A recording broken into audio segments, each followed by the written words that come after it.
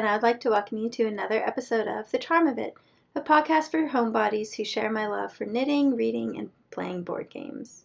If you're a new viewer, I'm so glad you found your way to my little corner of the internet, and if you're a returning viewer, welcome back!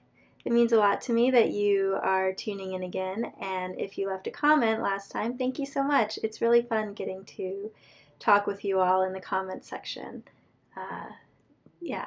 I'm really enjoying that. Thank you for making the return to podcasting such a pleasure. So, as always, I will first talk about what I'm knitting, then talk about a book or three that I've read in the last week, and finally finish up talking about some of the board games I've been playing. So I am knitting a sock. Sock knitting is my first love. It's the reason why I became a knitter, actually. And my first few projects were all sock projects. And honestly, if I could only knit one thing for the rest of my life, it would probably be socks. They're also the hand knit that I wear the most. But these are not actually for me. They're for my wonderful friend Debbie, who appreciates hand knit socks just as much as I do. So she and Rich, her husband, and also my friend, I knit them both a couple pairs of socks a year because they enjoy having socks. In fact, Rich now wants to learn how to knit so that he can have more socks. It's sad. I was planning to teach him, and then with the current stay-at-home social distancing rules, we have not been able to do that. But I'm sure that we'll get there eventually, and then he'll be able to knit socks for himself and Debbie. But I'm never going to stop knitting them socks, so they'll just have overflowing sock drawers. Anyway, I'm using Knit Pick Stroll in Cobblestone Heather for these because Debbie said that she would like a great pair of socks. And, I should mention, shadows. They really show off those cables, huh? The lighting in here, I like it. The stitch marker I'm using is from Maria of Woolen Forest. Her Etsy shop is The Forest Charm. I love her podcast and I love her stitch markers. So I think I've got 3 of them, and this is the little pumpkin. And here is the first sock. I have not woven in the ends yet, but otherwise it's done. And I just love these cables. And then as you can see, they will look much rounder when they're being worn because it's a ribbing pattern. The pattern is called Autumn Dawn, I believe. I'm sorry, Dawn. The designer is Dawn Landrix. I know your name, Dawn, even if I don't know the name of your socks. Let me check. Yep, Autumn Dawn. I was right. Whoops. I'm sorry for that. And I have known Dawn for several years now. I think we've been friends since I started my knitting podcast. I feel like we found each other on Instagram, and she is just such an incredible person. She homeschools her 4 children, and as well as being a wonderful knitter and now knitwear designer, she is also the most incredible photographer. The portraits that she shares on her Instagram page they're so powerful, and she has such an eye and talent, so I am in utter awe of her. And so when I was trying to decide what pattern to use for Debbie's socks, I thought that she would really appreciate a pattern designed by an awesome person like Dawn. So that, and I just couldn't resist doing a cabled pattern. I did want a fairly simple pair of socks to be working on, and this pattern works really well for that too, because like most big cable patterns, there's a lot of rest rows. So there's a lot of rows where I'm just doing 1 by 1 ribbing, and that's really nice. So I should be able to work on this while podcasting. Although every once in a while there will be a round where I don't make any eye contact with you because I cable without a cable needle, and so I need to look at what I'm doing all the time. And as always, I'm knitting my socks on double pointed needles. These are the Darn Pretty needles by Dyack Craft Knitting Needle Company, which is in the US, and they are a small producer of needles, and I love their needles. I got on the waiting list pretty early in my knitting career, and I didn't let myself get any needles while I was waiting, which took quite a while. Any new needles, which is part of the reason why I only knit socks, because I already had some bamboo needles, and it was completely worth the wait, so I really love them. I will say, though, that so I have their double pointed needles in sizes 0 to 8, and I got the 6-inch length. And I'm glad that I got that length, because if I'm only going to have one set of double points, the 6-inch length are much nicer for when I'm knitting sleeves. I really do need the extra length. But for sock knitting, um, I would prefer it if they were 5 inches, because I had actually gotten myself another pair of wooden sock knitting needles in size 0, which is the size I knit my socks on, that were 5 inches long, and it was just a little bit nicer. They weren't from Darn Pretty. They were just, I can't even remember the brand. But when Nessie, my puppy, was very young, I accidentally left my knitting out on the coffee table. And so those needles did not survive that carelessness of mine. Luckily, Nessie was okay. She didn't swallow anything. Yeah. And as I said, usually I knit my socks on size 0s, but actually I'm using the size 1s because that's what the pattern told me to do, and that makes sense because cable's dry. But yeah, I've been thinking I need to check and see if, for a long time, you couldn't get the wooden Darn Pretty needles easily because their wood supplier had a big fire, but I'm pretty sure that they've recovered from that now and that you can order wooden needles, so maybe I will end up ordering myself a pair of size 0 5-inch needles. We shall see. I love DPNs. They're my favorite. And yeah, I don't think actually I have anything else to say about these socks. They're straightforward, a really fun pattern, and they're my comfort knitting, I guess I would say. Oh, there is one thing. So I prefer to knit my socks cuff down, but when you cast on for the initial stitch count, and then you've got that first round or two, it can feel a little bit fiddly to just be joining in the round, and there's almost no knitting and stuff. So what I tend to do is I cast on all my stitches on 1 DPN, and then I knit the first, instead of immediately joining and knitting in the round, I knit 1 row straight as a wrong side row, just with another DPN. Since these are 6 inches long, I don't have to worry about the stitches falling off or anything. And then, so I knit that row as if it were a wrong side row, and then when I go to join, so then when I'm knitting the first right side row, so the second row, instead of knitting all the way across with 1 needle, I use 4 needles so that I'm automatically distributing the stitches. So if I've cast on for a 60 stitch sock, I would knit 15 stitches with 1 needle and then switch to the second needle. And then once I finish that row, I join in the round. And that way I don't have to move stitches around on their own. And when I have joined in the round, I have a little bit of fabric there, so it's really easy to see that things aren't twisted. And I have just found that it makes those early rounds feel a little bit less fiddly and a little bit more relaxing. So that's something that I don't think I've mentioned on the podcast before. And then, so you can see that there's a little bit of separation there. And then all I do is when I'm weaving in that end, I'll just go ahead and stitch up that hole. And I did the German twisted cast on for some extra flexibility, because I enjoy doing that cast on anyway, and it's always nice to have extra fabric. I have been training myself over the last year, I would say. Sorry. Ooh, there we go. Nope. Stroll is a very splitty yarn. There we go. Over the last year to do my long tail cast on more loosely, so now I don't have to do a German twisted cast on for the extra yarn. I can just do a looser long tail cast on. But I like how it looks too, so it's fun.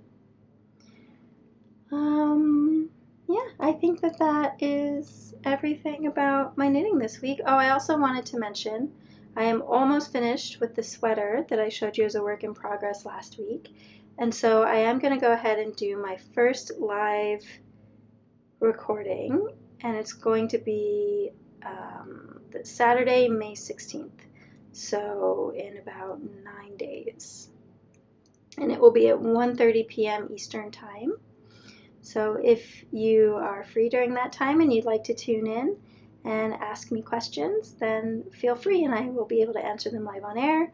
I'm going to post it later, so if you do have any questions that you would like to leave now and I can just answer on air if you won't be able to tune in for whatever reason, feel free to just leave those in the comments below this video and I will make sure that I copy them out beforehand and get them answered.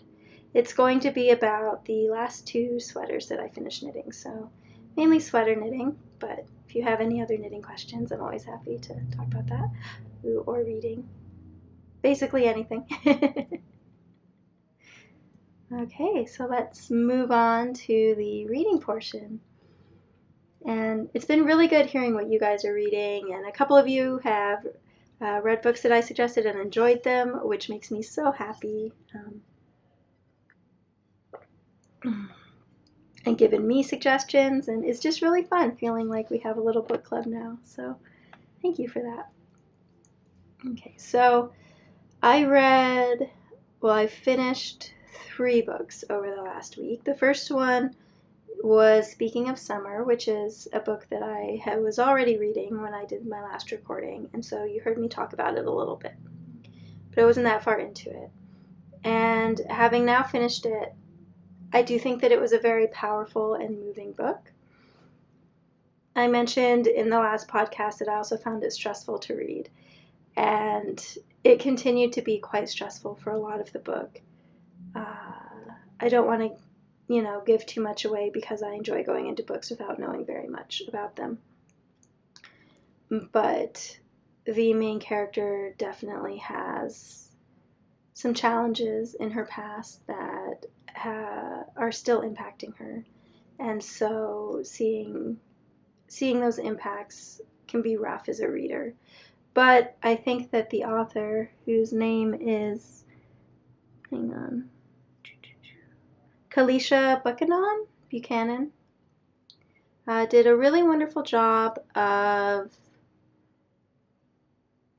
making sure that the book still had hope, and the ending in particular, and making sure that you go on this whole journey with the character. So in the end, it did feel healing, even if it was a challenging book to read, and it dealt with very challenging subject matter. So actually all 3 books that I read this week probably need to come with a trigger warning because all of the main characters are dealing with some sort of trauma or abuse that they experienced in the past. And so those are present in all of the books. In all of the books, that's not thrown in there as kind of like a random element of the plot or a way for the author to kind of manipulate you and get more emotional reaction from you. Instead, in all 3 books, it's very much a part of the story that's being told and the characters dealing with that and their and how they work through the trauma and their resilience, and these kinds of things are very much at the heart of each of the novels. So I don't think it's gratuitous. But if you do need trigger warnings, then just be aware. Because I would feel really terrible if someone, wandered into a book recommendation that I'd read without realizing what you were getting into and then ended up in a dark place yourself. So just want to throw that out there. But last week I also said that I thought it was a debut novel, and that was wrong. She has written 3 other novels, and so I definitely want to read more of her work because I found this very moving and powerful. It pushed me a little bit outside my reading comfort zone, but that's not a bad thing. And it was it was neat to read an author who really plays with literary styles and narrative voices and that kind of thing. That's something that it used to be my favorite thing. Like, I love authors like Helen Oyeyemi, and in the last couple of years, I've gravitated more towards authors whose skill at writing they use to make books that are very readable, so that even if I don't have a lot of energy, I can still be reading their stories. So it's kind of fun to go back to the kind of writing that used to be my favorite, and even if it's not always my favorite now, I still, as long as I have the energy, I think that it's always wonderful when the author trusts you enough to write in that kind of narrative voice. So that was my experience with Speaking of Summer. And then the next book that I read was The Widow of Rose House by, my e-reader is always covering up the author's name, Diana Biller, and this was her debut novel.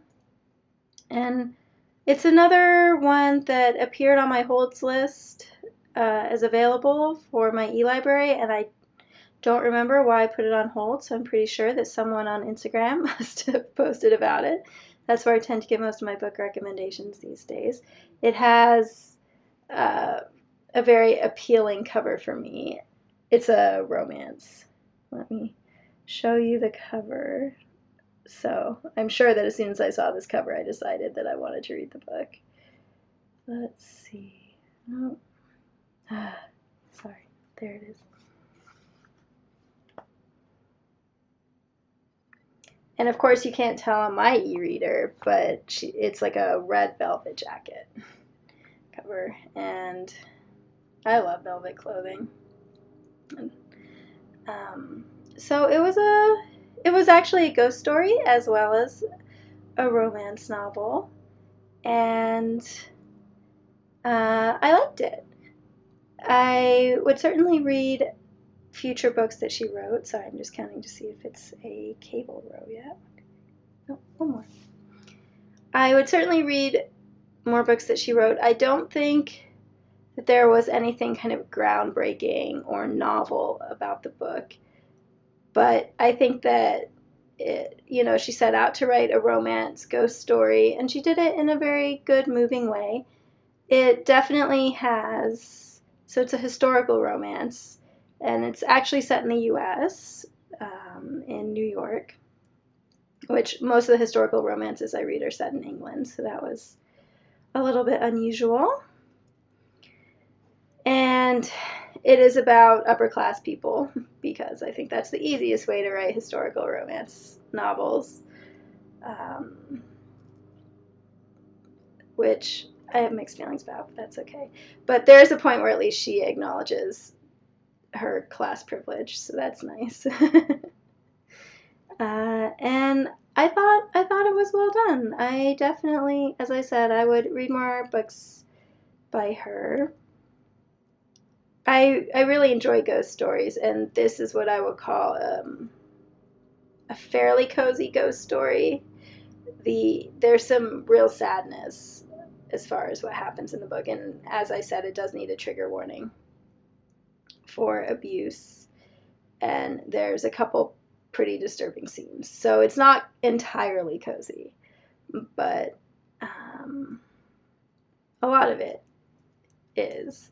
And there's a really charming family who I very much enjoyed, and they're all a scientist family, and the mother and the daughter are as much scientists as the father and the two sons, and so I enjoyed that a lot. Just even if they're not the main focus of this story, and I assume that future books that she writes will probably follow the other siblings, since the oldest sibling was the love interest in The Widow of Rose House. So yeah, it was good. Definitely a pleasant way to spend some reading time, although I couldn't read it before bed because of the darker aspects of it. And finally, I read The Care and Feeding of Ravenously Hungry Girls by Anissa Gray, which is another fairly new novel. I used to read a lot more older books, but these days I read a lot more contemporary things because I have less patience for the racism and sexism in older books.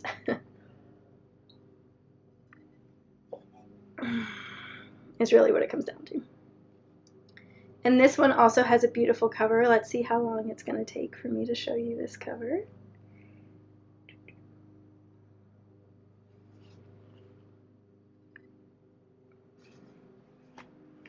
I am so grateful that e-readers exist because it can be really hard on my hands to hold a book.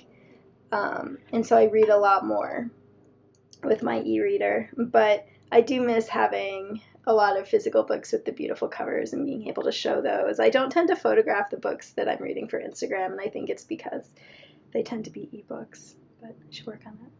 Anyway, so this one has multiple narrators, and it's narrated by 3 grown-up sisters who are all trying to deal with a crisis that has happened in the oldest sister's life. She and her husband have been found guilty of fraud and have been sent to jail, and they have teenage twin daughters themselves. And so we see the one sister trying to cope with being in jail, and we see the other 2 trying to cope with helping to raise the twins, and all of them have, so all of these events have really triggered what's going on, or have triggered them to be thinking about past struggles and trauma and how they've been coping with that. And this book was so lovingly written. I just felt like the author, Anissa Gray, had so much love for these women, and that really comes through on the page. And it was interesting because I know that I've talked before about how falling in love with characters is the usual way that I end up falling in love with books and authors. And I did love 2 of the sisters in this book. The 3rd sister was definitely more of a challenge, but even if I didn't fall in love with her, I was still rooting for her, and I still empathized a lot with her, even if, and I think that that's a sign of a really masterful writer and someone who's very insightful about how she makes characters, that even when they make really troubling decisions that have negative consequences for other people, that still doesn't mean that they're beyond redemption. And yeah, I found this book absolutely lovely. And even though there is trauma in the past, and you do hear about that, you kind of see it obliquely, and so there are never scenes that completely stressed me out to read, if that makes sense. I would not call this a stressful book, even though it's a book about people coping with very challenging circumstances. And it didn't give me any nightmares or anything.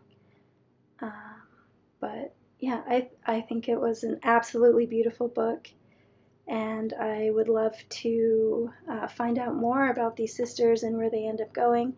I think one of the things that I really appreciated as well, and this is actually true of Speaking of Summer too, is that the main characters were in their 30s and 40s.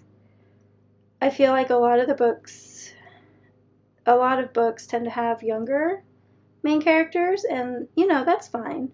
But now that I'm 34, I really appreciate it when main characters are my age or older instead of always younger than me.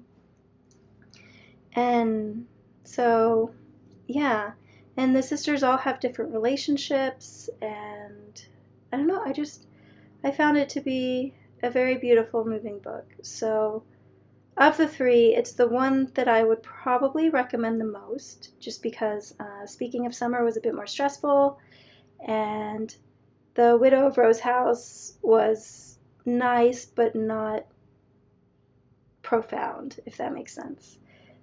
So if someone only had time to read one, then this is the one that I think it does a really good job of I don't know, combining wisdom and love, and I loved it. I should say that I generally absolutely adore family saga type books and ones that use perspectives from different family members and that kind of thing. It is right up my alley. And particularly if they're sisters. I have a sister myself. And I also have a niece. Lots of girls around me. And so, in that sense, I'm definitely part of the target audience. But I really loved this book, and I hope that she writes a lot more.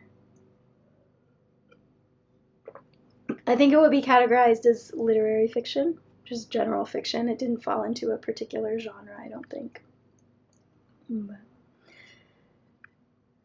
And currently, I am reading a couple books. First, I'm rereading Arcadia Falls by Carol Goodman, which is a kind of modern Gothic fairy tale, literary kind of mystery set at this small high school, boarding school type thing in upstate New York that has to do with the arts and crafts movement. And I'm actually rereading it. And after I read The 100-Year House, I was really craving some Carol Goodman.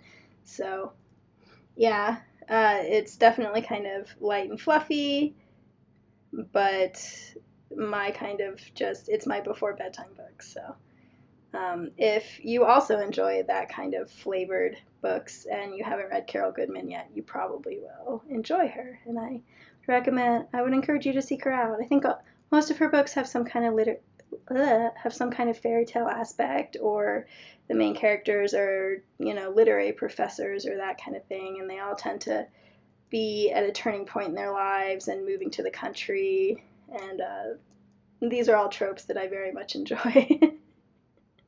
So she's a comfort author for me. She's not a heart author, she doesn't tend to move me that profoundly, but I always enjoy spending time with her books. And then the other book that I am reading is, I think I've talked about this before, I can't remember, but it is called Squid Empire, The Rise and Fall of the Cephalopods. Oh, I forgot that I read another audiobook too. Oh, I did a lot of reading this week. And that is a nonfiction book about what the subtitle says, cephalopods. It's very much a kind of fossil record, dinosaur-esque kind of book so far, which I'm enjoying. I am not enjoying it as much as I enjoyed The Soul of an Octopus by Cy Montgomery. But I think that's because I'm more interested in the characteristics of modern cephalopods than I am in all of the different ammonites, ammonoids, nautiloids that existed throughout time and the fossil record. It's really well written. It's definitely written as a popular science book for lay people to enjoy. And I think that the author, Danna, Staaf, does a really good job of that. So I'm not saying it's a bad book at all, and I'm enjoying it. It's just, I was kind of expecting something a little bit more like The Soul of the Octopus, with more of a focus on contemporary cephalopods, which is silly considering the subtitle. And the other reason why I've been moving through that one a bit more slowly is that the ebook my library had is not compatible with my e-reader, so I'm having to read it on my phone. And I don't tend to read print books on my phone, but I decided to give it a try, and sure enough, I don't like it as much. As I've got an e-reader with the e-ink. It doesn't light up or anything, and so that just seems to be a much easier way for me to read. But I'm sure I'll get through it eventually. And I did, oh, I'm doing so much talk about books, but that's okay. I've got more time before Nessie has to get up from her nap. So I did finish an audiobook. It was quite short, which is why I'll share it with you. It's called A Dead Djinn in Cairo by P. Djeli Clark. And let me check and see who the narrator is, because she did such a good job. Suhaila El Attar. And this is a novella, I'm assuming, because it was only 2 parts in audio, so a little less than 2 hours. And it's set in a alternative history Cairo that has a little bit of steampunk and then a lot of djinns. And so Egypt has become one of these centers, one of the powers of the world. And I think it's set in the 1910s or the 1920s. I can't quite remember, but sometime around then. And it is a Lovecraftian-esque novella, but without all of the racism and other giant problems of Lovecraft himself. And I thought it was really well done and enjoyable. And I definitely hope, I need to check and see if it's a series, because the sleuth is great and I would love to spend more time with her. So if you're looking for just a short kind of novella and you enjoy that kind of historic mystery Lovecraftian horror, definitely I would say a little more horror than mystery. It's not like you're given clues that you can solve beforehand, before the sleuth. Or you enjoy books set in the Middle East and that kind of thing, then I think that you should definitely give this one a try. And I heard about this one from Bina Reitz, who I've known since I was a book blogger. And I'm so glad that she's on Instagram and posting all kinds of wonderful recommendations that I'm always really excited when my library has them in stock. So that has been my reading life this week. So much for only talking about one book at a time. And now let's talk about board games.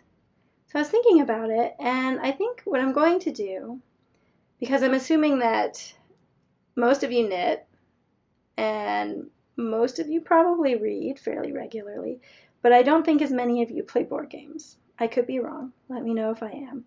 I'm just assuming that that's the smallest overlap on the Venn diagram. So I think that what I'll do is each week I'll talk about 1 or 2 games that I've played, but I'm going to list all the ones that I've played, and then if any of you are board gamers who would like me to go more into depth about one of the games that we've been playing, just let me know, and then I'll include it on my list for the next episode. So I think that that'll be a fun way to kind of, address this section of the podcast, I guess I should say. So let's see. And right now, of course, with social distancing, I tend to mainly play with Joel. So lots of 2-player games. And I also play quite a few solo games because I enjoy board games more than Joel does. So if he's not in the mood for one, then I just play solo. So last week, we played together. We played the cooperative games 5 Minute Marvel, Pandemic, Reign of Cthulhu, Quirky Circuits, which I talked about last episode, Rick and Morty Total Recall card game. Any other cooperative ones? No. So those are the cooperative ones. We also played The Grim Forest, The Quacks of Quedlinberg, and Carcassonne together. Those are competitive. And then solo, I played Bargain Quest, Azul, which does not have an official solo version, but I play it solo anyway. And another game of Pandemic, Reign of Cthulhu that I played on my own. I actually played that first, and then I set up to play a second one, and Joel joined me to see if we could finally beat it, which we did not. So the 2 that I thought I would talk about are Carcassonne, because we played that twice, and Quacks of Quedlinberg, and not just because it's really fun to say. So Carcassonne is a classic of board games. I'm sorry, am I out of focus? I hope not, but we'll hope for the best. It started out to be a really bright sunny day, but now it is definitely cloudy and overcast. So I know that the lighting has gone down quite a bit. Maybe that's why everything's looking a bit off. Anyway, Carcassonne is a classic of board games, so it was one of the first ones that I got. I found a used copy when we started board gaming, and I find it really fun. And in case you've never played, It's quite simple. There's a whole lot of squares called tiles, cardboard squares, and you put them all in a bag and you draw them one at a time, and they all have parts of a city or parts of a map. And some of them have cities, some of them have roads, some of them have abbeys. And you are, with the other players, making a kind of bird's eye view of the medieval town of Carcassonne in France. And you score different points for completing cities and monasteries and that kind of thing. So I really enjoy that you're making this city map together. I enjoy most games that are tile laying like that. And since it's quite a simple, straightforward one, it works really well for us for weeknights when Joel doesn't have a lot of energy after his work all day. He's still up for playing this one, and setup time is really quick just because you don't have to set really anything up on the board. Just dump the tiles into a bag. And then putting the game away at the end is also really quick. So it's really good at working into our lives. We happened to play it twice this week because I use a free app called the Tiny Wheel Decision Maker, I think. Tiny Decisions. And what it does is it lets you make wheels, and then you can roll the wheel and it will tell you something. And since it's free, it does have ads. But so here's my weeknight board game wheel. And so after dinner, if Joel wants to play a game with me, I just tap this wheel and it picks a game for us. So I really like that because otherwise we can spend 10 minutes trying to figure out what game we want to play. So this kind of cuts down on that. And so it picked Carcassonne 2 nights in a row. And I asked Joel if I should respin, but he decided to just go for it. So as I was saying, I find Carcassonne really enjoyable. I think that if you're new to board gaming, then it would be a really fun one to pick up. The base game plays 2 to 5 players, so that's pretty nice for families. And then if you pick up the expansion, Inns and Cathedrals, which we did at the beginning of the year, then it goes up to 6 and adds a few more tiles.